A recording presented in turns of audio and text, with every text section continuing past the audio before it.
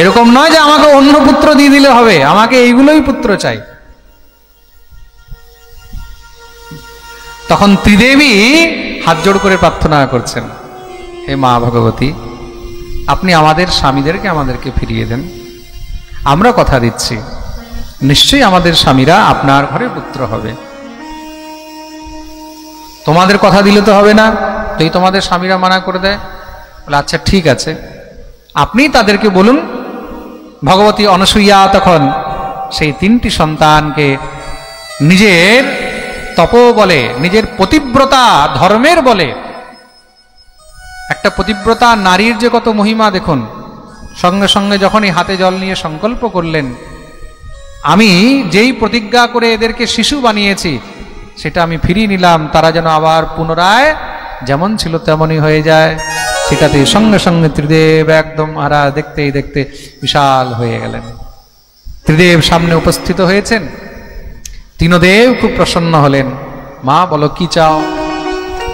অনসূয়া বললেন কিচ্ছু চাই না, যেমন তোমরা আমার ঘরে পুত্র হয়েছিলে তেমনই তোমাদেরকে আমি পুত্র রূপে পেতে চাই।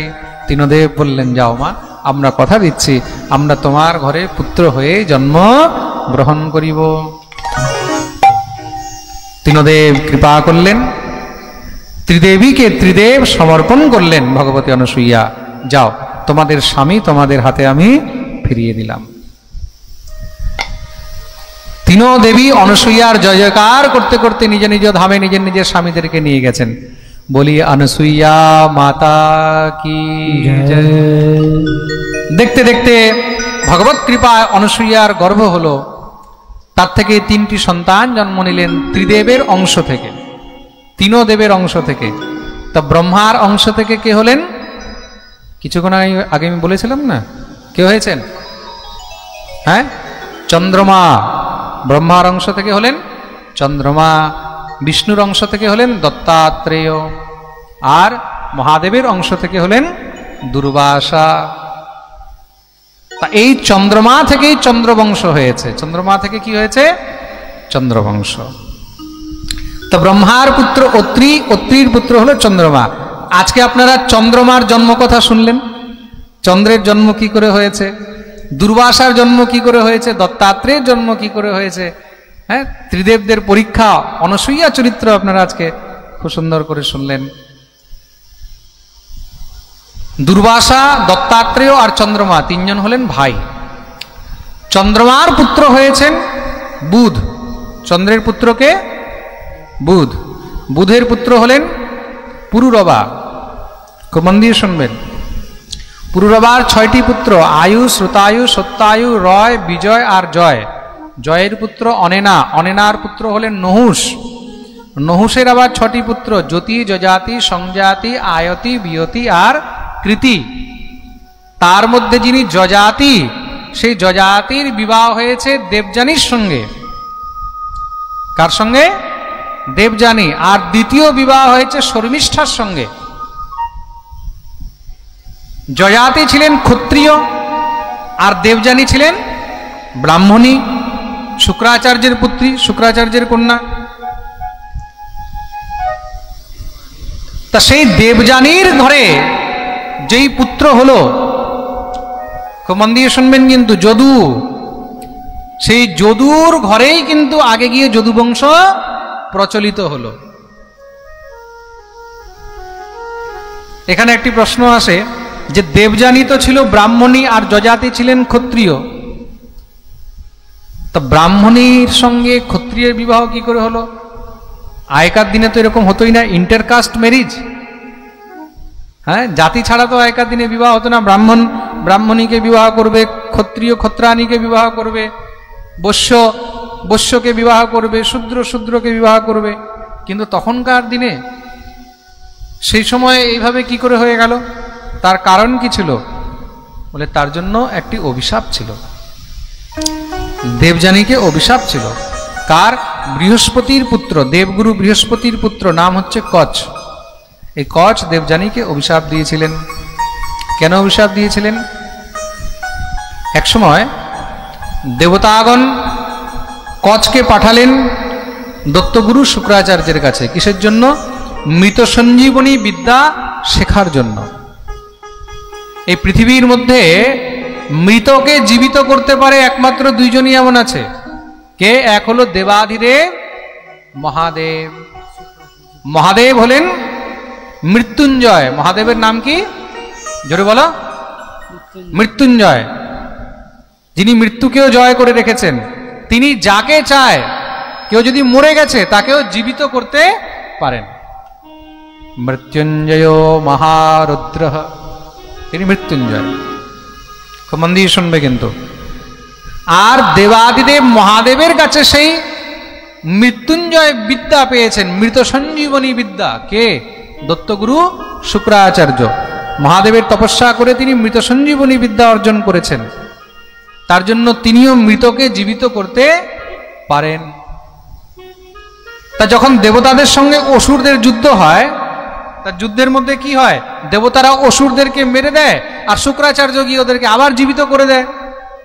তা তুমি লড়াই করছো সকাল থেকে সন্ধ্যা পর্যন্ত কার সঙ্গে, তাকে তুমি পরাস্ত করলে, মেরে দিলে, 10 মিনিট পরে সে আবার জীবিত হয়ে তোমার সঙ্গে লড়াই করতে চলে আসলো, তাহলে কি হবে? তুমি আর পারবে তার সঙ্গে লড়াই করতে? তুমি ক্লান্ত হয়ে যাবে, হেরে যাবে।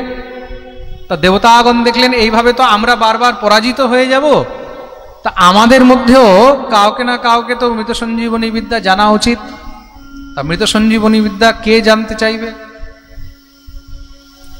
কে শিখাবে? বলে একমাত্র শুক্রাচার্য ছাড়া তো আর কেউ শেখাতে পারবে না, যেহেতু উনিই জানে। তো শুক্রাচার্যের কাছে কে যাবে শিখতে? বৃহস্পতির পুত্র, নাম হলো কচ। কচ বললেন আমি যাব।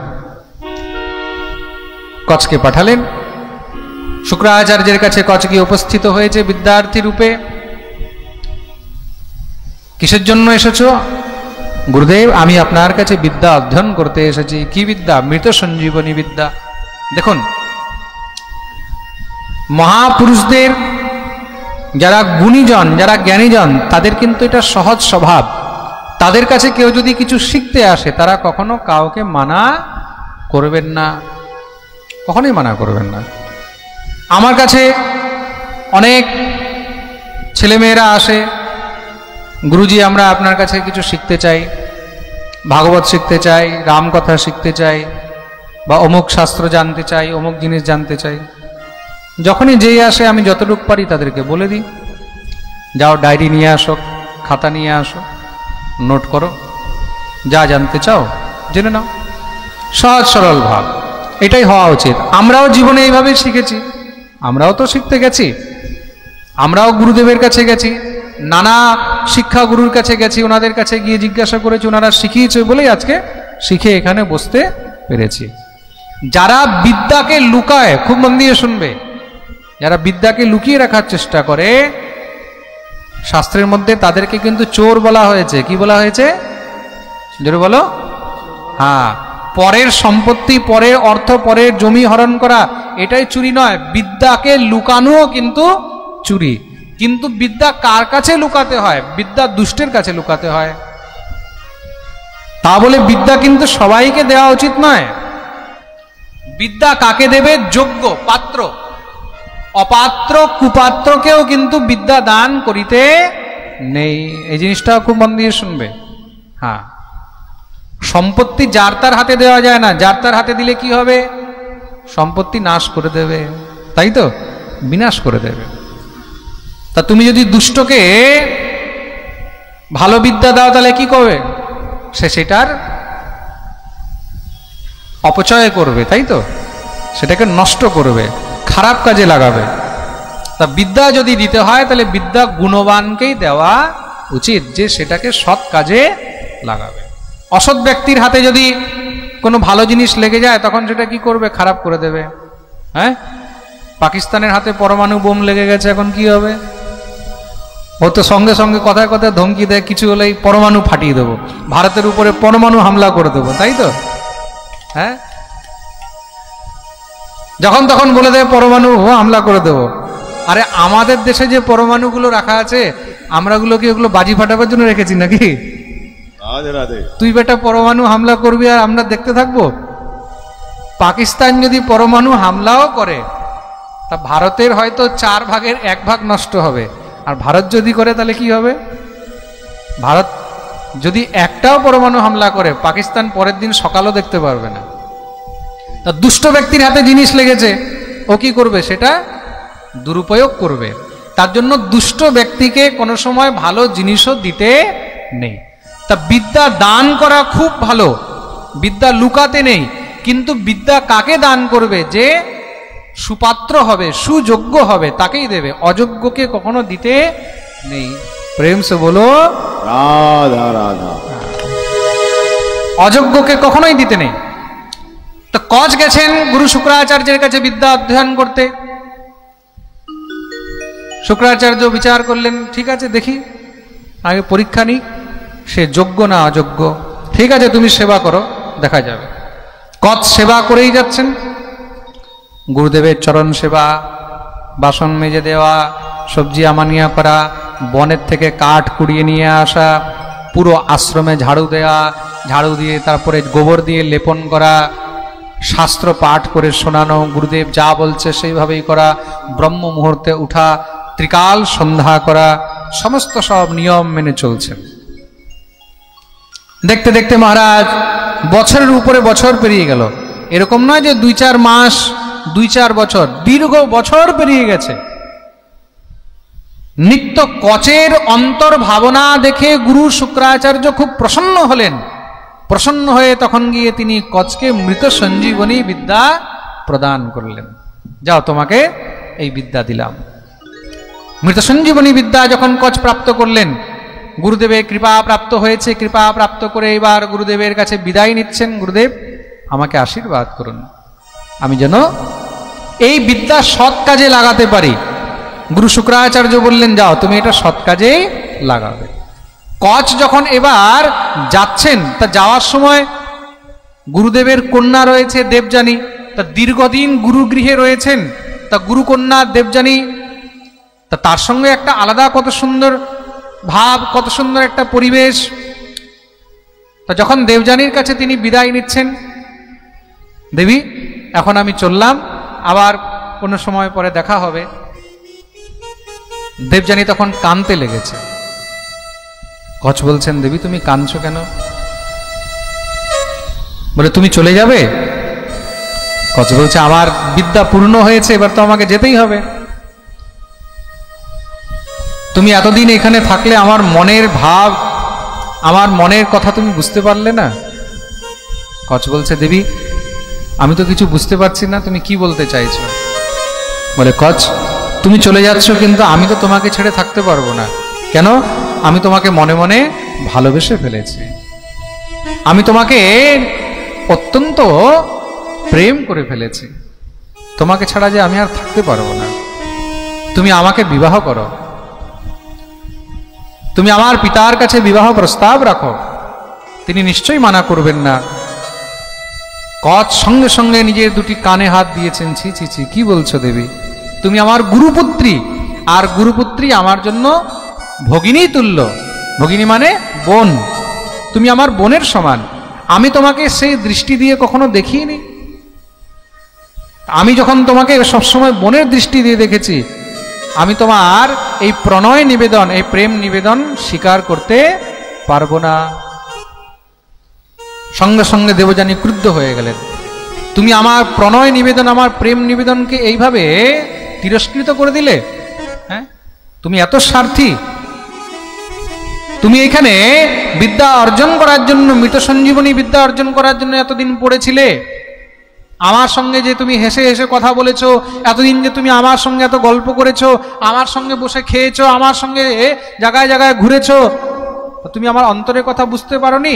নিশ্চয়ই তুমি জানতে যে আমি তোমাকে ভালোবাসি, কিন্তু তোমার এখন স্বার্থ সিদ্ধি হয়ে গেছে, তোমার কাজ হয়ে গেছে, তাই তুমি আমাকে এড়িয়ে যেতে চাইছো। যাও, আমি তোমাকে অভিশাপ দিচ্ছি, তুমি যা বিদ্যা অর্জন করেছো সব ভুলে যাবে।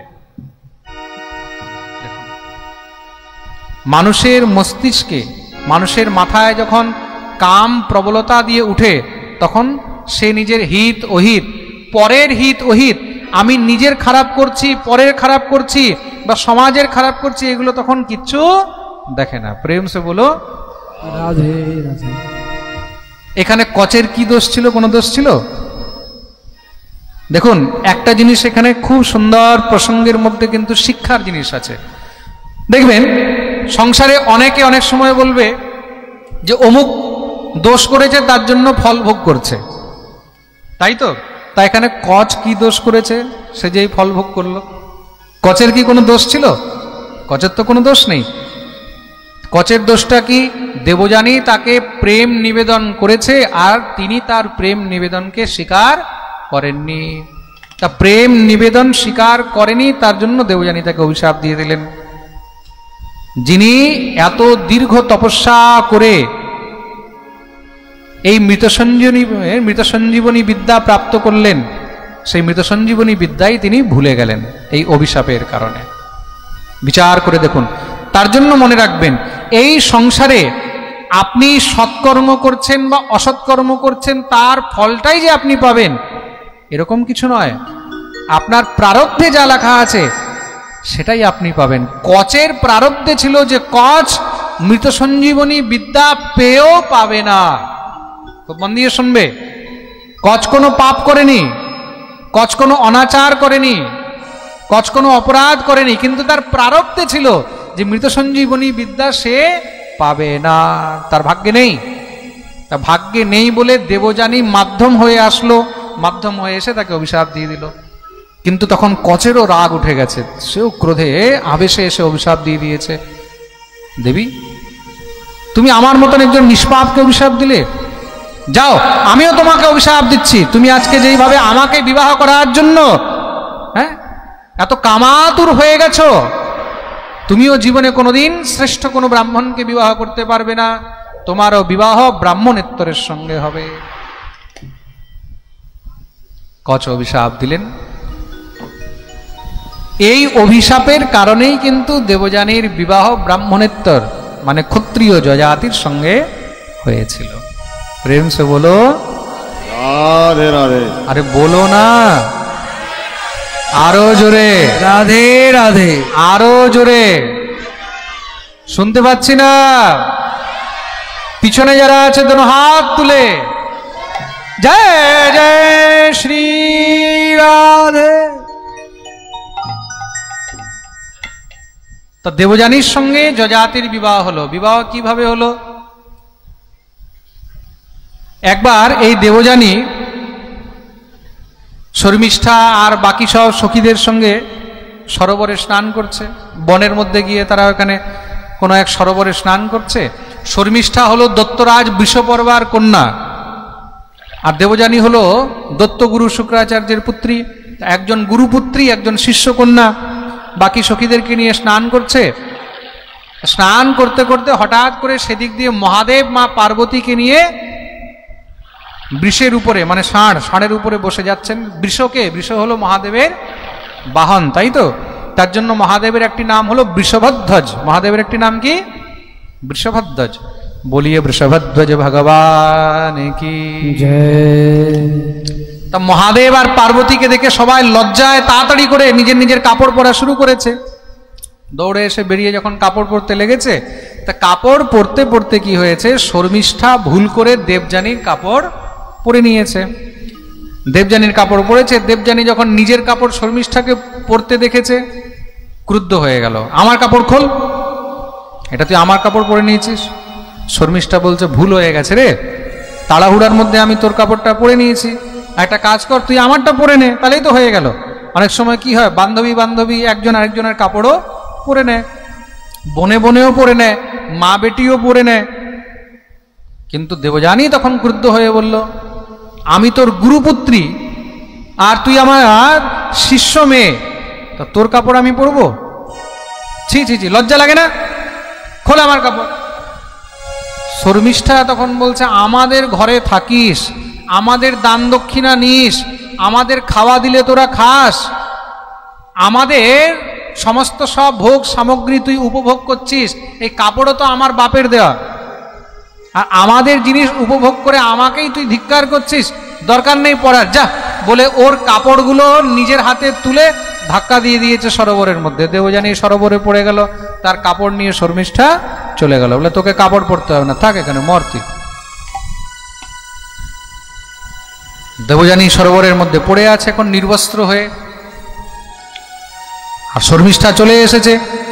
বাকি যারা সখীরা ছিল ওদেরকেও নিয়ে চলে এসেছে। এখন সে তো রাজকন্যা, কেউ আর কিছু বলতে পারছে না। দেখতে দেখতে এখন বৈকাল হয়ে গেছে, সূর্য অস্ত হয়ে যাচ্ছে। দেবযানী তো সেই জলের মধ্যে কাঁপতে লেগেছে। আর কি করে বেরোবে, বেরিয়ে ঘরে যাবেই বা কি করে, কোনো বস্ত্র নেই, কিছু নেই। সেই অবস্থায় সেখান থেকে শিকার করতে করতে শিকার শেষ করে মহারাজ যযাতি নিজের ঘরে ফিরছেন, রাজ্যে ফিরছেন। তা যযাতি যখন ফিরছেন, ফেরার সময় হঠাৎ করে যযাতি দেখলেন সেই সরোবরের মধ্যে খুব সুন্দর একদম চন্দ্রাননা, মানে চাঁদের মতন সেই সুন্দর মুখখানা দেখা যাচ্ছে। এটা কে, জলের মধ্যে কি ডুবে যাচ্ছে, কি হলো? যখনই তিনি নিজের ঘোড়া নিয়ে পাশে আসলেন, দেখলেন খুব সুন্দর একটি কন্যা জলের মধ্যে কাঁপছে থরথর করে। সঙ্গে সঙ্গে রাজা যযাতি সেই জলের মধ্যে লাফ দিলেন, লাফ দিয়ে সেই কন্যাকে তুলে নিয়ে আসলেন। যযাতি মনে মনে ভেবেছেন বোধহয় এটা ডুবে যাচ্ছে, তিনি তুলে নিয়ে আসলেন। যখনই তুলে নিয়ে বাইরে এসেছেন, শরীরে একটিও বস্ত্র নেই। যযাতির সঙ্গে সঙ্গে নিজের শরীরে অঙ্গবস্ত্র দিয়ে তার অঙ্গটাকে ঢাকা দিলেন। ভগবতী দেবযানী সেই বস্ত্র পরিধান করেছেন। যযাতি তার পরিচয় জিজ্ঞাসা করলেন, তিনি বললেন আমি শুক্রাচার্যের কন্যা, নাম হলো দেবযানী। দেবী তোমার এই অবস্থা কি করে হলো? তিনি সমস্ত সব বৃত্তান্ত বললেন। যযাতি বললেন চলো আমি তোমাকে তোমার ঘরে ছেড়ে আসি। দেবযানীকে তার গৃহে গিয়ে যখন গৃহে উপস্থিত হলেন, যযাতি সেখানে উপস্থিত হয়ে যখন যেতে লেগেছেন, দেবযানী চরণ ধরলেন, নাথ আপনি আমাকে ছেড়ে কোথায় যাচ্ছেন? কেন? আপনি আমাকে গ্রহণ করুন, অন্যথা আমি এ সংসারে অন্য কোনো পুরুষকে বিবাহ করতে পারবো না। কেন? যেহেতু আমার এই অঙ্গ আপনি দর্শন করেছেন। একবার যেই নারীর অঙ্গ কোনো পুরুষ দর্শন করে, যেই নারীকে কোনো পুরুষ স্পর্শ করেছে, তখন সেই নারী তাকে ছাড়া অন্য কাউকে জীবনের জীবন সঙ্গী করে নিতে পারে না। যেই সতী নারী হবে, যেই পতিব্রতা নারী হবে, সে তখন সেই পুরুষকে ছাড়া অন্য পরপুরুষের সঙ্গে কখনোই সম্পর্ক জড়াবে না। যযাতি বললেন কিন্তু দেবী তুমি ব্রাহ্মণী আর আমি ক্ষত্রিয়, এটা কি করে সম্ভব? বলে প্রভু আমাকে অভিশাপ রয়েছে। কদাচিৎ কোন সময় আমাকে অভিশাপ দেওয়া হয়েছিল যে আমার বিবাহ ব্রাহ্মণের সঙ্গে হবে না, ব্রাহ্মণেত্তর অন্য কার সঙ্গে হবে। তা নিশ্চয়ই তার জন্যই আজ এই সংযোগ হয়েছে। শুক্রাচার্যের কাছে গিয়ে যখন কথা বলা হলো, সমস্ত সব বৃত্তান্ত শুক্রাচার্য জানতে পারলেন। তিনি তখন বিবাহের জন্য সহমতি হলেন। এখন দুজনার বিবাহের আয়োজন করা হবে। কিন্তু শুক্রাচার্য বললেন আমি এই রাজ্যে আর থাকবো না, এখানে বিবাহ দেব না। সঙ্গে সঙ্গে তিনি স্ত্রী কন্যা তাদেরকে বললেন চলো এখান থেকে আমরা বেরিয়ে যাই। যযাতিকে বললেন তুমি বিবাহের আয়োজন করো, আমরা এখান থেকে আসছি। যখনই দত্তরাজ বৃষপর্বা জানতে পারলেন যে গুরুদেব আমার রাজ্য ছেড়ে চলে যাচ্ছেন, সঙ্গে সঙ্গে দৌড়ে এসে চরণে পড়ে কাঁদতে লেগেছেন। কেন? মনে রাখবে কৃষ্ণ রুষ্ট হলে গুরু রাখিবারে পারে, গুরু রুষ্ট হলে কৃষ্ণ রাখিবারে না রে। যদি তাদেরকে কেউ বাঁচিয়ে রেখেছে দেবতাদের থেকে, তাহলে কে বাঁচিয়ে রেখেছে? একমাত্র গুরুদেব, তাই তো? আর দেবতাদেরকেও যদি বাঁচিয়ে রেখেছে দত্তদের থেকে, কে? গুরুদেব, গুরু বৃহস্পতি। গুরুর কৃপা এই সংসারের মধ্যে বড় থেকে বড় মহারাজ অঘটনকেও পার করে দেয়। গুরু কৃপা এত বড় জিনিস, গুরু কৃপা থেকে বড় কিচ্ছু নেই, মনে রাখবে। গুরু রুষ্ট হলে গোবিন্দ মুখ ফিরিয়ে নেয়, আর গুরু প্রসন্ন আছে তার মানে গোবিন্দ তোমার কাছে দৌড়ে আসবে। প্রেম সে বলো বলিয়ে সদ্গুরুদেব ভগবান কি জয়। এটা হলো গুরুর মহিমা। বিশ্বপর্বা জানেন যদি গুরুদেব চলে যায় তাহলে তো আমার সব ধ্বংস হয়ে যাবে। কাঁদতে লেগেছে গুরুদেব, হঠাৎ কি হলো, আপনি যাচ্ছেন কেন? বলে হঠাৎ কি হলো তুই জানিস না? বলে না, তোর মেয়েকে জিজ্ঞাসা কর। সঙ্গে সঙ্গে মেয়েকে ডাকলেন। শর্মিষ্ঠা তুমি এমন কি করেছো? বলে কি করেছে? সে এমন অপরাধ করেছে যেই অপরাধ ক্ষমাযোগ্য নয়, অক্ষম্য অপরাধ করেছে। তোর মেয়ে আমাদেরকে কুকুর বলছে, হ্যাঁ, আমাদেরকে ভৃত্য বলছে, চাকর বলছে। তুই গুরুদেব গুরুদেব করে কাঁদছিস, আর তোর মেয়ে আমাদেরকে চাকর বলছে, ভৃত্য বলছে, আর তোর বাড়িতে আমরা থেকে তোর জল গ্রহণ করব? না না না, আমরা আর থাকবো না, চলে যাও। বিশ্বপর্বা যখনই শর্মিষ্ঠার দিকে তাকিয়েছেন, শর্মিষ্ঠা লজ্জিত হয়ে গেল। গুরুদেব কি হয়েছে? সমস্ত সব বৃত্তান্ত বললেন। গুরুদেব আমি ক্ষমা চাইছি। শর্মিষ্ঠাও কাঁদতে লাগলেন, গুরুদেব ক্ষমা করুন। শুক্রাচার্য বললেন, দেখো অপরাধ করেছো তুমি দেবযানীর চরণে, যদি সে চায় তোমাকে ক্ষমা করতে পারে, আমি পারবো না। শর্মিষ্ঠা দেবযানীর কাছে ক্ষমা চাইলেন। দেবযানীও দেখলো খুব ভালো সুযোগ, আমাকে অপমান করেছে তো, তাহলে এবার আমি যা চাইবো তাই হবে। দেবযানী বললেন, একটি শর্ত আছে, আমি ক্ষমা করতে পারি। কি? শর্মিষ্ঠাকে জীবনভর আমার দাসী হয়ে থাকতে হবে। কি বললেন? জীবনভর দাসী হয়ে থাকতে হবে।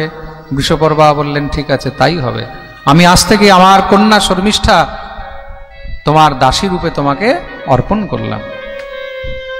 দেবযানীর বিবাহ হলো যযাতির সঙ্গে, আর বিবাহ হয়েছে তো রানীর সঙ্গে দাসীরাও তো যাবে। তো দেবযানী নিজের সঙ্গে দাসী রূপে শর্মিষ্ঠাকেও নিয়ে চলে গেছে শ্বশুর বাড়ি। এখন দেবযানী শ্বশুর বাড়িতে আছে, শর্মিষ্ঠা দাসী রূপে সেবা করছে। দেখতে দেখতে দেবযানীর গর্ভে সন্তান এসেছে। তা শর্মিষ্ঠা দিনরাত এখন সেবা করে দেবযানীর। তা যতই তুমি দাসী বানিয়ে রাখো, সে তো রাজকন্যা, রাজার পুত্রী, দেখতেও পরমা সুন্দরী। তা যেই সময় দেবযানী গর্ভাবস্থায় ছিলেন, অন্তঃসত্ত্বা ছিলেন, সেই সময় আস্তে আস্তে শর্মিষ্ঠা যযাতিরও সেবা করছেন। যেহেতু এখন স্ত্রী গর্ভবতী, সবসময় তো আর সে সেবা করতে পারছে না, কখনো কোনো জিনিস প্রয়োজন হয়, কিছু লাগে, তা শর্মিষ্ঠা দৌড়ে গিয়ে দেয়। তা শর্মিষ্ঠার প্রতি যযাতির আকর্ষণ হয়ে গেল। আর সেই আকর্ষণের ফলে কি হলো? তাদের অন্তরে প্রেম উৎপন্ন হলো, যে প্রেমের কারণে দুজন গন্ধর্ব বিবাহ করলেন, মানে লুকিয়ে বিবাহ করলেন। লুকিয়ে বিবাহ হয়েছে। দেখতে দেখতে কিছু সময় পরে দেবযানীর গর্ভের থেকে খুব সুন্দর সন্তান হলেন। দেবযানীর 3টি পুত্র হলো, যদু, দ্রুহু আর অনু। আর আস্তে আস্তে বাচ্চাগুলো বড় হচ্ছে। কিছু সময় পরে শর্মিষ্ঠাও গর্ভবতী হয়ে গেছে। শর্মিষ্ঠা যখন গর্ভবতী হয়েছে জানতে পেরে তো দেবযানী একদম মহারাজ ক্রুদ্ধ, ফায়ার। এই কি হলো? তোমার গর্ভে সন্তান, এই সন্তান কার তোমাকে বলতে হবে। শর্মিষ্ঠা তখন লজ্জায় পড়ে গেছেন। দেবী, এই সন্তান চন্দ্রবংশী মহারাজ শ্রী যযাতির। শুনেই তো তখন দেবযানী একদম হাও হাও করে কাঁদতে লেগেছে, ক্রুদ্ধ হয়ে গেছে। আমার সঙ্গে ছল করেছে, কপট করেছে, হ্যাঁ, আমার দাসীকে সে বিবাহ করেছে, থাক তুই তার সঙ্গে বলে সঙ্গে সঙ্গে রেগে বাপের বাড়ি চলে গেলেন। বাপের বাড়ি গিয়ে বাবার কাছে কান্নাকাটি শুরু করে দিয়েছে। বাবা, তোমাদের জামাই আমার সঙ্গে ছল করেছে, কপট করেছে, আমাকে ছেড়ে সে শর্মিষ্ঠাকে গন্ধর্ব বিবাহ করেছে, তার গর্ভে এখন তার সন্তান রয়েছে। যখনই বললেন তখন শুক্রাচার্য ক্রুদ্ধ হয়ে গেল। কি চাস? বলে বাবা তাকে শাস্তি দেন। শুক্রাচার্য বলেন, যা, আমি অভিশাপ দিচ্ছি, নিজের যেই রূপ যৌবনের জন্য সে তার প্রতি আকর্ষিত হয়েছে, এই যযাতি এক্ষুনি বৃদ্ধ হয়ে যাবে, এক্ষুনি বৃদ্ধ হয়ে যাবে, জরাগ্রস্ত হয়ে যাবে। যযাতি সঙ্গে সঙ্গে বৃদ্ধ হয়ে গেলেন, জরাগ্রস্ত হয়ে গেল। কিছু সময় পরে শর্মিষ্ঠার গর্ভেও সন্তান হলো, তুরু আর পূর্বসু। এই প্রকার যযাতির 5টি পুত্র হলো। কটি পুত্র হয়েছে? 5টি। যদু, দ্রুহু, অনু, তুরু আর পূর্বসু, এই 5টি সন্তান হলো। কিন্তু দেবযানী কতদিন আর বাপের বাড়ি থাকবে? মেয়ে যদি বেশি দিন বাপের বাড়ি থাকে তাহলে চারিদিকে চর্চা শুরু হয়ে যায়, বদনামি শুরু হয়ে যায়। আর যতই কিছু হোক, দেবযানী তো যযাতিকে ভালোবাসে, স্বামী তো, স্বামী ছাড়া আর থাকতেও পারছে না। দীর্ঘদিন ব্যতীত হয়ে গেল, বাচ্চারা বড় হয়ে গেছে। মনে রাখবে কিন্তু, বাচ্চারা ছোট থেকে বড় হয়ে গেছে। যযাতি আর দেবযানী এখন আলাদা আলাদা আছে। যযাতি বৃদ্ধ হয়ে জরাগ্রস্ত হয়ে আছে, দেবযানী বাপের বাড়িতে আছে, দীর্ঘদিন পরে যখন আর মন লাগছে না, এখন স্বামীর কাছে যেতে ইচ্ছা করছে, স্বামীর কাছে গেলেন। স্বামীর কাছে গিয়ে যখন স্বামীর এই অবস্থা দেখেছে, এবার তো কাঁদতে লেগেছে। সেই বৃদ্ধ জরাগ্রস্ত হয়ে বিছানায় পড়ে আছেন যজাতি, শর্মিষ্ঠার সেবা করছেন। আজকে দেবযানীকে কষ্ট হচ্ছে কিসের? বলে আমি অনেক বড় ভুল করলাম, একটুখানি নিজের রাগের জন্য নিজেরও সংসারটা নষ্ট করলাম, নিজের স্বামীরও জীবনটা নষ্ট করলাম। কিন্তু আসলে বাস্তবিক লাভ কার হলো? বাস্তবে পুণ্য কার হলো? লাভ আর পুণ্য হলো শর্মিষ্ঠার। সে স্বামীকেও কাছে পেল, স্বামীর সেবাও করতে পারল, আর আমি স্বামী থেকেও স্বামীর কাছে থাকতে পারলাম না। তখন গিয়ে তিনি কাঁদতে কাঁদতে বাবার কাছে গেলেন। পিতা শুক্রাচার্য বলল, এখন কি হয়েছে? বলে, বাবা আমার দ্বারা ভুল হয়ে গেছে। দেখুন, ক্রোধ এত খারাপ জিনিস, রাগের মাথায় মানুষ যখন কিছু করে না তখন কোনো হোশ থাকে না। তার পশ্চাতাপ, তার অনুভূতি কখন হয়? যখন দীর্ঘদিন পেরিয়ে যায়, যখন সে বুঝতে পারে যে আমি কতটা খারাপ কাজ করেছি, রাগের মাথায় আমি নিজের জীবনটাই নষ্ট করে নিয়েছি, তখন কিন্তু সে বুঝতে পারে। আজকে দেবযানী বুঝতে পেরেছে, পিতার কাছে কান্না করছে যে বাবা জীবনটা তো আমারই নষ্ট হলো, আমি স্বামী ছাড়া হয়ে গেলাম, আমার স্বামী বৃদ্ধ হয়ে গেল, এখন তো তার দিকে তাকানোও যায় না। তাহলে এখন কি করা যায়? বলে, আমার স্বামীকে কি আবার পুনরায় যেমন ছিল তেমন যুবক করা যায় না? তার যৌবন কি ফেরানো যায় না? শুক্রাচার্য বললেন, সে তো সম্ভব নয়। তাহলে বাবা কিছু তো উপায় হবে। বলে, হ্যাঁ একটি উপায় আছে। কি উপায়? বলে, কেউ যদি নিজের যৌবন তাকে দান করে দেয় সংকল্প করে, আর তার বৃদ্ধ অবস্থাকে যদি গ্রহণ করে, তবেই সে যৌবন প্রাপ্ত করবে। দেবযানী দৌড়ে গেলেন, যজাতিকে গিয়ে বললেন, মহারাজ আমার পিতা আপনার শ্বশুর মশাই এমন আশীর্বাদ দিয়েছেন, কেউ যদি নিজের যৌবন আপনাকে প্রদান করে আর আপনার বৃদ্ধ অবস্থাকে যদি গ্রহণ করে, তবে আপনি আবার পুনর্যৌবন প্রাপ্ত করবেন। যজাতিও শুনে খুশি হলেন। এমন কে হতে পারে? তো বাইরের লোক তো আর দেবে না, দিলে তো ঘরের লোকই দেবে। কিডনি খারাপ হয়েছে, যদি এখন কিডনি দেয়, কে দেবে? ঘরেরই কেউ না কেউ দেবে, হয় ছেলে দেবে, মেয়ে দেবে, বা হয় বোন দেবে বা ভাই দেবে। তা যজাতি গেলেন নিজের পুত্রের কাছে। তা পুত্রের মধ্যে সব থেকে বড় পুত্র নাম হলো যদু। যদুর কাছে গেলেন। পুত্র যদু, যদু প্রণাম করেছেন। বাবা বলুন, আমি আজকে তোমার কাছে কিছু চাইতে এসেছি। বলুন বাবা, কি চাই? তুমি কি তোমার এই যৌবন আমাকে অর্পণ করবে, আর আমার এই বৃদ্ধাবস্থা তুমি গ্রহণ করবে? পুরু বললেন, কেন? পুত্র, আমার এখন বিষয়ের বাসনা মিটেনি, বিষয়ের প্রতি আমার তৃপ্তি হয়নি, বিষয়ের প্রতি আমার কিছু বাসনা বাকি রয়েছে, তাই আমি সংসারের সুখ আরো উপভোগ করে নিতে চাই। তুমি যদি তোমার যৌবন আমাকে দিতে।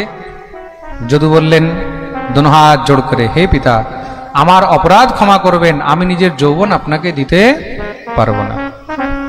ইকোটা একটু কম করো, ইকোটা কম করো। আমি আমার যৌবন আপনাকে দিতে পারবো না। বাকি পুত্ররা যেরকম বড় ভাই বলেছেন, তারাও দূরে সরে গেলেন। সব থেকে ছোট পুত্রের কাছে গেলেন, নাম হলো পুরু। পুরুকে গিয়ে যখন বললেন, পুরু সঙ্গে সঙ্গে রাজি হয়ে গেলেন। ঠিক আছে পিতা, আমার যৌবন নিয়ে যদি আপনি সুখ উপভোগ করতে পারেন, তাহলে আমি আমার যৌবন আপনাকে অর্পণ করলাম। পুত্রের জীবন পিতার দান। তা পুত্র যদি পিতার কোনো কাজে লাগে, তাহলে নিশ্চয়ই আমি আমার যৌবন আপনাকে দিয়ে দিচ্ছি। সংকল্প করে পিতাকে যৌবন দিলেন, পিতার বৃদ্ধ অবস্থা নিয়েছেন। যজাতি আবার যুবক হয়ে গেলেন। ভগবতী দেবযানীকে নিয়ে যজাতি শতবৎসর পর্যন্ত বিহার করেছেন। আচ্ছা, এখানে যজাতি একটা কাজ কি করলেন? নিজের ছোট পুত্র পুরুকে রাজা বানালেন। রাজা কাকে বানিয়েছেন? পুরুকে, যদুকে বানায়নি। যদ্যপি ঘরের মধ্যে প্রথম অধিকার কার হয়? বড় ছেলের না ছোট ছেলের? জোরে বলো। বড়। তা রাজা কাকে হওয়া উচিত ছিল? যদুকে, কিন্তু বানালেন কাকে? পুরুকে। যদুকে রাজা বানায়নি কিন্তু। তা যদু জানতেন যে আমি বাবাকে নিজের যৌবন দিলাম না তো বাবা আমাকে রাজ্য থেকে সরিয়ে দেবে, হয়তো ছোট মোটো রাজ্যে রাজত্ব দিয়ে দিল, কিন্তু যে মূল গদ্দি দেবে না।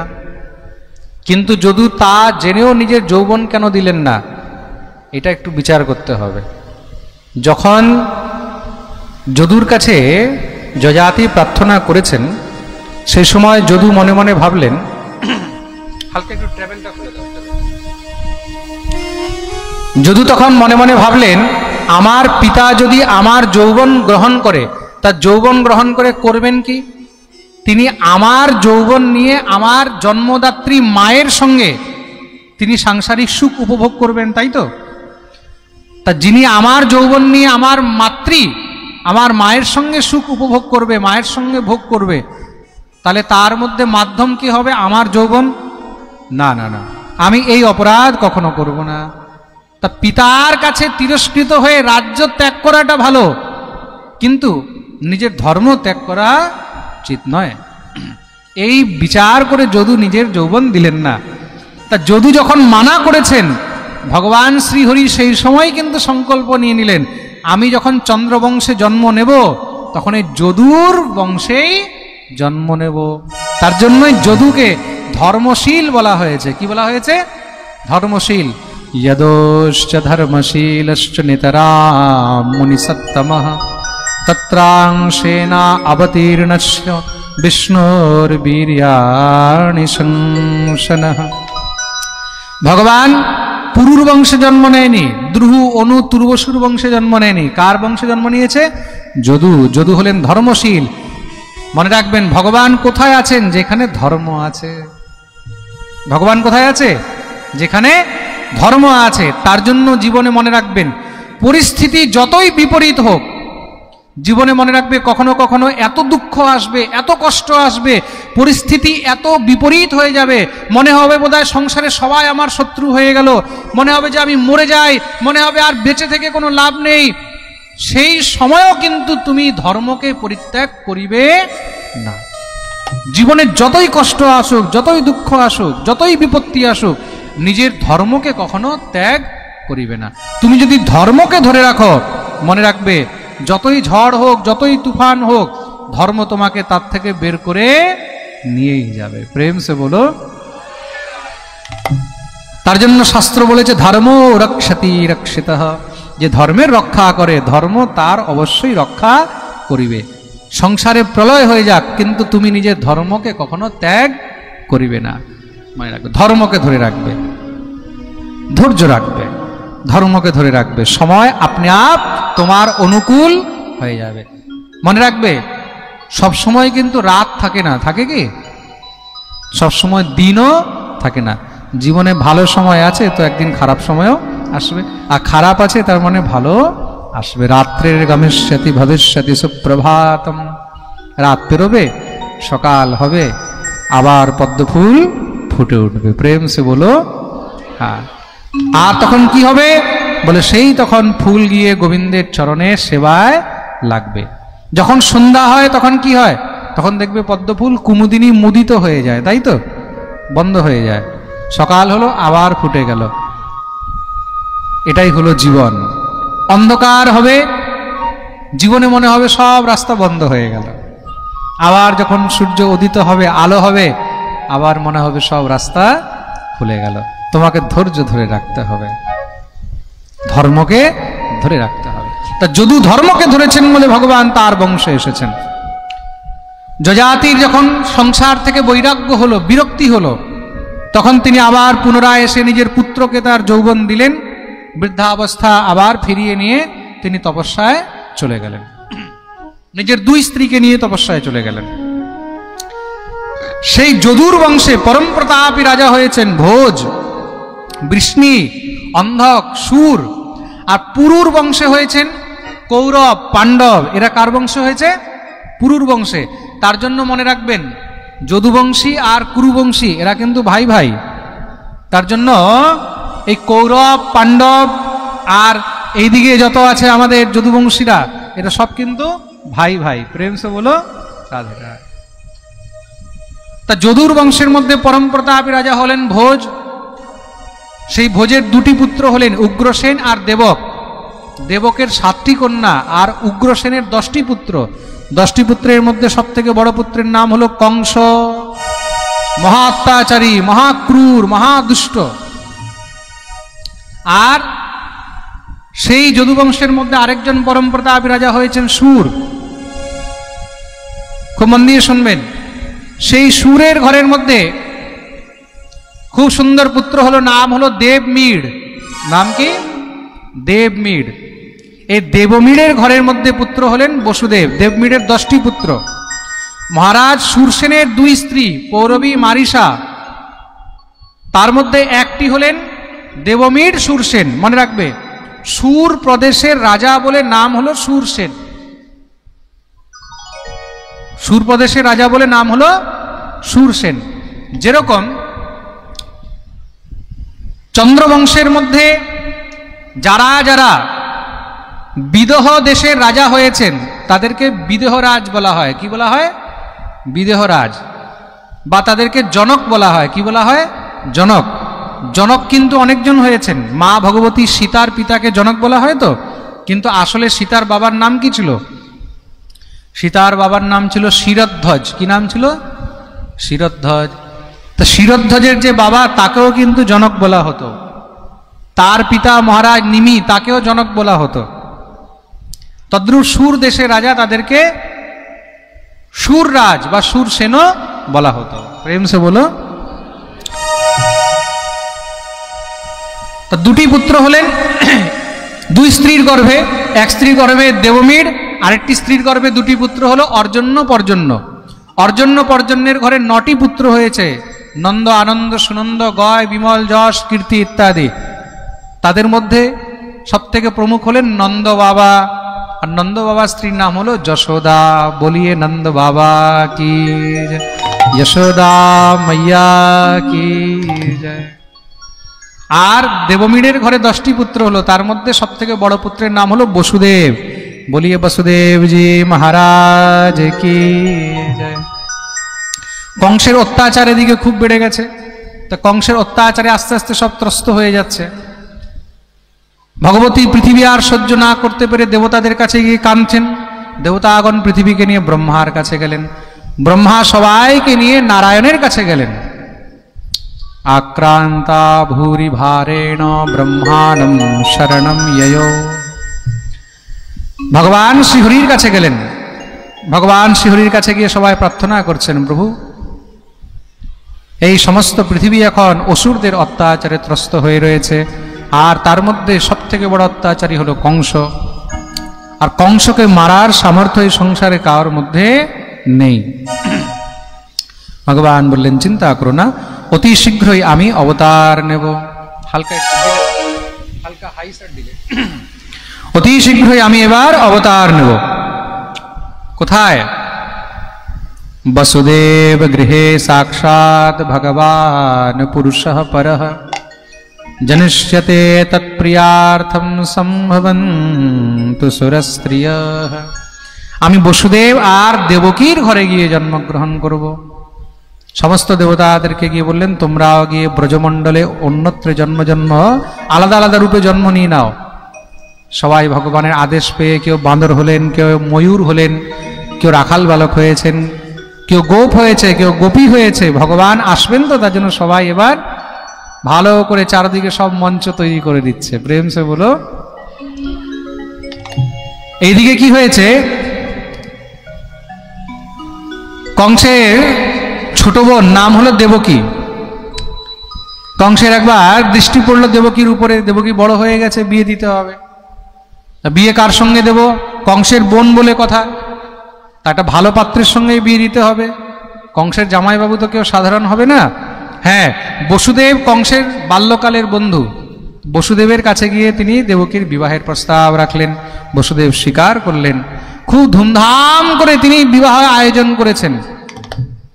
হাজার হাজার দাস দাসী, হাতি ঘোড়া, খুব করে মহারাজ দিব্য দিব্য রত্ন সোনা আভূষণ খুব করে মহারাজ বোনের বিয়েতে দান করেছেন। আর এত আনন্দ আজ কংসের নিজের বোন আর ভগ্নিপতিকে স্বয়ং রথে বসিয়ে বিদায় করতে নিয়ে যাচ্ছে। যখনই রথে বসিয়ে বিদায় করতে নিয়ে যাচ্ছে, হঠাৎ করে আকাশবাণী হলো, জোরে মহারাজ বিদ্যুৎ চমকে উঠেছে, গর্জনা শুরু হলো। अस्यास्तमष्टमो गर्भो हन्तायां वहसे बुधः। আরে মূর্খ কংস, তুই আজকে যাকে এত আনন্দ করে বিদায় করতে নিয়ে যাচ্ছিস, তোর এই বোন দেবকীর গর্ভের থেকে যেই অষ্টম সন্তান হবে সেই তোর কাল হবে। যখনই বলেছে কাল হবে, শুনেই তো সঙ্গে সঙ্গে কংস লাফ দিয়ে রথ থেকে নিচে নেমেছে। নেমে একদম মহারাজ ঝাপটিয়ে গিয়ে নিজের বোন দেবকীর চুল ধরে টানতে লেগেছে। দেবকী জোরে জোরে কাঁদছে, দাদা ছেড়ে দে, ছেড়ে দে, ছেড়ে দে। দুষ্টমতি কোনো মতেও ছাড়ছে না। যখনই মহারাজ তলোয়ার বের করেছে, মেরে দেব, না থাকবে বাঁশ, না বাজবে বাঁশি, না দেবকী থাকবে, না তার সন্তান হবে, না আমাকে মারবে। বসুদেব গিয়ে হাত ধরলেন, কি করছো ভোজরাজ? স্ত্রী হত্যা করবে, তার মধ্যে ভগিনী হত্যা, কত বড় অপরাধ! এ সংসারে স্ত্রী হত্যা অনেক বড় অপরাধ। তোমার নিন্দা হবে, তোমার অপকীর্তি হবে। কিন্তু তুমি কি শুনলে না আকাশবাণীতে কি বলছে? আকাশবাণী স্পষ্ট বলেছে তার সন্তান আমার কাল হবে। আমি তাকে তার জন্যই মেরে ফেলতে চাই। বসুদেব বললেন, তোমার ভয় তো তার সন্তান থেকে, আমি কথা দিচ্ছি তার গর্ভে যত সন্তান হবে এক এক করে আমি সব তোমাকে এনে দিয়ে দেব।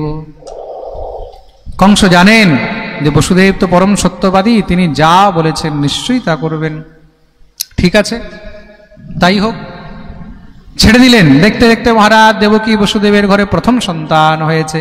প্রথম সন্তান এনে যখনই কংসকে অর্পণ করলেন, কংস তার দিকে তাকিয়েছে, এত সুন্দর বাচ্চা, আর সে তো আমার শত্রু নয়।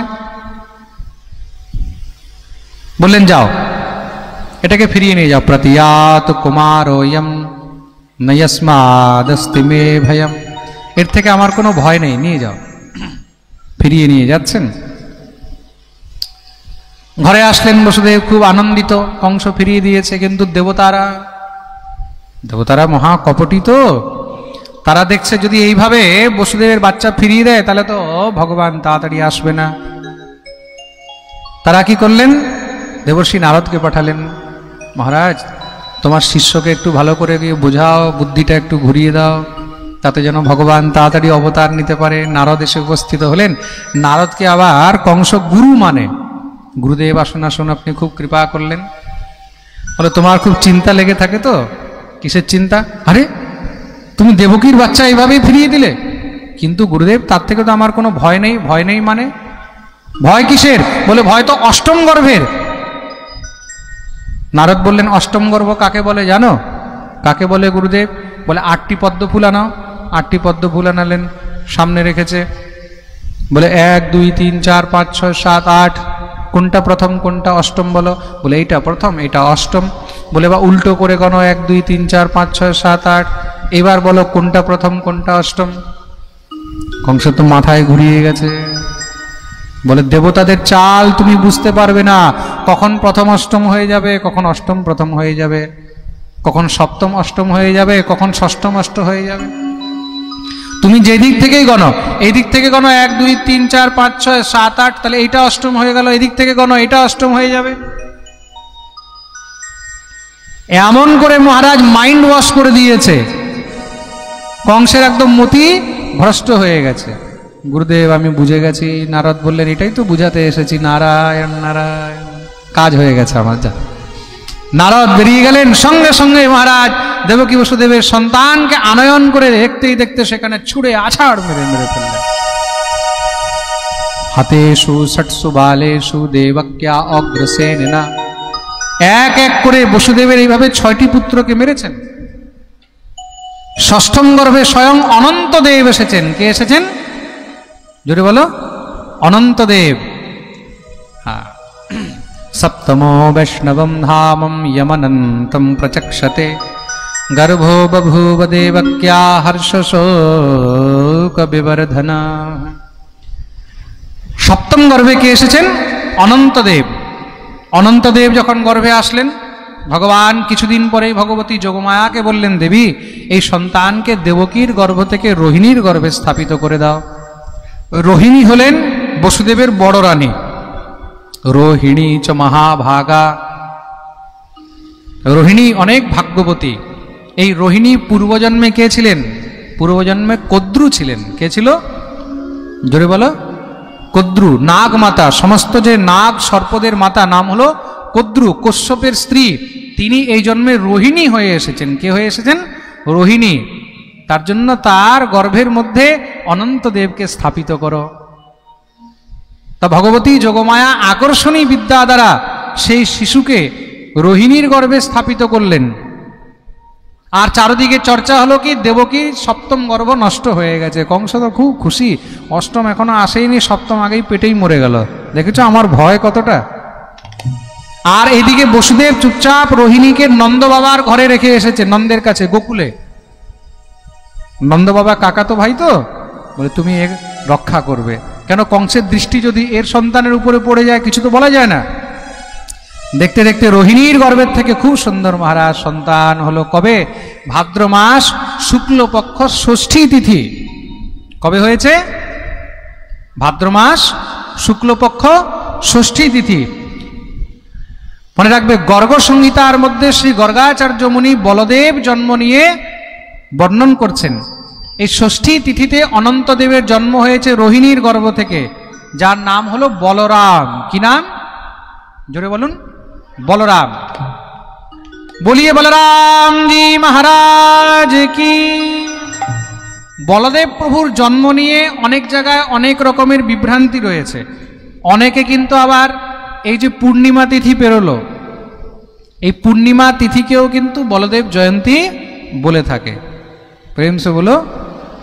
হ্যাঁ, এই যে আমাদের পূর্ণিমা গেল, শ্রাবণ মাসের পূর্ণিমা, এই পূর্ণিমাকেও কিন্তু অনেকজন বলদেব জয়ন্তী বলে থাকে। কিন্তু আসলে বলদেব জয়ন্তী পূর্ণিমা তিথিতে, এটা অনেকে বলে, শাস্ত্রীয় প্রমাণ রূপে গর্গ সংহিতায় শ্রী গর্গাচার্য মুনি, গর্গাচার্য মুনিকে যদুবংশীদের পুরোহিত। গর্গাচার্যকে যদুবংশীদের পুরোহিত, যিনি ভগবানের নামকরণ সংস্কার করেছেন, তাদের জন্ম দেখেছেন, সেই গর্গাচার্য মুনি বর্ণন করছেন যে বলদেবের জন্ম কবে হয়েছে? ভাদ্র মাস শুক্লপক্ষ ষষ্ঠী তিথি, যেটাকে আমরা বলদেব ষষ্ঠী বলি। এই আগামী শুক্লপক্ষে পড়বে। এটা হলো সপ্তম গর্ভে। তা ষষ্ঠীর দিন বলদেবের জন্ম, আর তারপরের দিন সপ্তমীর দিন, ভাদ্র মাস শুক্লপক্ষের সপ্তমীর দিন হলো ললিতা সখীর জন্ম। কার জন্ম? জোরে বলো। ললিতা সখী। তার জন্য সেটাকে ললিতা সপ্তমী বলা হয়। কি বলা হয়? ললিতা সপ্তমী। আর তারপরের দিন হলো রাধা অষ্টমী। অষ্টমীর দিন শ্রী রাধারানী জন্ম নিয়েছেন। বলি রাধা রানী কি জয়। আজকে জন্মাষ্টমীর দিন এখানে পাঠ হচ্ছে। আজ থেকে 15 দিন পরে রাধা অষ্টমীর দিন। সবাই মন দিয়ে শুনবেন, যারা লাইভ শুনছেন তাদেরকেও বলে দিই, রাধা অষ্টমীর দিন আমাদের আবার রাধারানীর কথা, কৃষ্ণ কথা, হরি কথা আমরা আবার শুনব গঙ্গাসাগরে। রাধা অষ্টমীর দিন আমি থাকব গঙ্গাসাগরে, কাকদ্বীপ। কাকদ্বীপে সেখানেও এরকম একদিন ব্যাপী রাধারানীর জন্মোৎসব কথা, গোবিন্দের কথা আমরা সেখানে শ্রবণ করব। আপনারা সবাই লাইভ শ্রবণ করবেন। আমি বলে দিচ্ছি কাকদ্বীপে কোথায় হবে, যারা লাইভ শুনছেন তারাও জেনে নেন। কেউ যদি কাকদ্বীপে এসে পাঠ শুনতে চান বা গঙ্গাসাগর দর্শন করতে চান, সেখানে আপনাদের প্রসাদ থাকার ব্যবস্থাও থাকবে, আপনারা আসতে পারেন। অ্যাড্রেস হলো সুধাংশু মণ্ডল, নিমাই ঠিকাদারের বাড়ি, কাকদ্বীপ, লট নম্বর 8, 1 নম্বর ভেসেলঘাট। ওইখানে আবার ভেসেলঘাটও আছে। যারা গঙ্গাসাগর গেছে তারা জানবে। আচ্ছা, গঙ্গাসাগর কে কে গেছে এখানে হাত তুলো তো দেখি। বাস। আরে শিউড়িবাসী ভক্তদেরকে বলছি, তীর্থযাত্রা করা খুব দরকার। আর তার মধ্যে গঙ্গাসাগর তো পাশেই। বাংলায় বলে না, সব তীর্থ বারবার, গঙ্গাসাগর একবার। কিন্তু এখন তো সুবিধা হয়ে গেছে, এখন গঙ্গাসাগরও বারবার যাওয়া যায়। যখন সুযোগ পাবে গঙ্গাসাগর দর্শন করে আসবে। গঙ্গাসাগর অত্যন্ত অতি প্রাচীন তীর্থ, আর অনেক মুখ্য তীর্থ। তো গঙ্গা সাগরের মধ্যে ওই যে সাগর পার হওয়ার জন্য যেটাকে ওইগুলোকেই ভেসেল বলে, তো ওই ভেসেলের 1 নম্বর ঘাট লট নম্বর 8 কাকদ্বীপে, সেখানে রাধা অষ্টমীর দিন আমরা রাধারানীর জন্মোৎসব কথা শ্রবণ করব। প্রেম সে বলো, বলিয়ে ভক্তবৎসল ভগবান কি। তা 31 আগস্ট রাধা অষ্টমীর দিন আমরা থাকব গঙ্গাসাগর কাকদ্বীপে। 1 তারিখে আমরা সাগর স্নান করব, গঙ্গাসাগর স্নান করে তারপরের দিন 2 তারিখে, এটাও জেনে রাখুন, 2 তারিখে রানাঘাটে সেখানে আমরা হরিকথা শ্রবণ করব। রানাঘাট, যারা লাইভ শুনছেন, রানাঘাট নদিয়ার আশেপাশে যারা ভক্তরা, তারা রানাঘাটে এসে সেখানে হরিকথা শ্রবণ করতে পারবেন। আর রানাঘাটেরও অ্যাড্রেস আমি বলে দিচ্ছি, রবীন সরকারের বাড়ি, ধানতলা, পুরাতন Thanapara Dhantala, gas godown road, Ranaghat Nadia. ধানতলায় পাঠ হবে, রানাঘাটে যে ধানতলা আছে, আগস্ট মাসের 2 তারিখে আপনারা সেখানেও হরিকথা শ্রবণ করতে পারবেন। আর বাকি ঘরে বসে আপনারা লাইভও এই পাঠ শ্রবণ করতে পারবেন। প্রেম সে বলো, হ্যাঁ, সেপ্টেম্বর মাসের 2 তারিখে, হ্যাঁ সেপ্টেম্বর মাসের 2 তারিখ। 31 আগস্টে রাধা অষ্টমী, 1 তারিখ, তারপরে যে 2 তারিখ, 2 সেপ্টেম্বরে আপনারা শুনতে পাবেন। বলিয়ে ভক্তবৎসল ভগবান কি। তা বলদেব প্রভুর জন্ম হয়েছে ভাদ্র মাস শুক্লপক্ষ ষষ্ঠী তিথি, ললিতা সখীর জন্ম হয়েছে সপ্তমী তিথি, রাধারানীর জন্ম হয়েছে অষ্টমী তিথি। তা বলদেব জন্ম বৃত্তান্ত আমরা শ্রবণ করলাম। এদিকে কি হয়েছে, ভগবান এবার মা দেবকীর গর্ভে আসছেন।